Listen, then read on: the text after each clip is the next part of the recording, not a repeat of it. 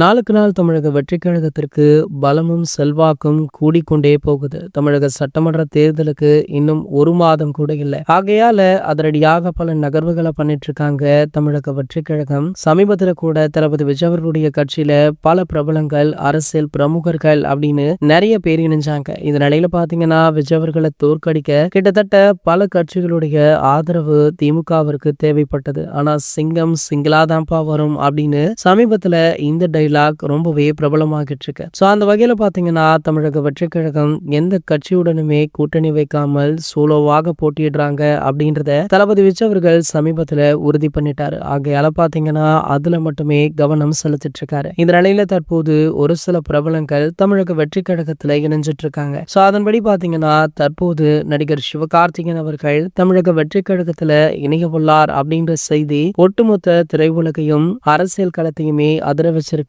அதாவது நடிகர் சிவகார்த்திகேயன் விஜய் அவர்களுடைய தீவிர ரசிகன் அப்படின்றதும் அவருடைய கோட் திரைப்படத்துல கூட சிவாவிற்கு மாசான காட்சிகளை வைத்திருந்தாரு. சோ அந்த வகையில தற்போது நடிகர் சிவகார்த்திகேயன் அவர்கள் தமிழக வெற்றிக் கழகத்தில் இணைய உள்ளார் அப்படின்ற தகவல் கிட்டத்தட்ட உண்மைதான் அப்படின்னு தாவேகா தரப்புல இருந்தே ஒரு சில தகவல்களுமே லீக் ஆகியிருக்கு. இந்த அறிவிப்பு நாளை அல்லது நாளை மறுநாள் அதிகாரப்பூர்வமாக அறிவிக்கப்படுமா. சோ ஆகையால பாத்தீங்கன்னா தமிழக வெற்றிக் கழகத்திற்கு சிவகார்த்திகேயனுடைய ரசிகர்களின் ஆதரவுமே கிடைக்கும் அப்படின்னுமே சொல்லப்படுது. இது போன்ற செய்திகளை பத்தி நீங்க உடனே தெரிஞ்சுக்க நம்மளுடைய சேனலை மறக்காம சப்ஸ்கிரைப் பண்ணிக்கோங்க.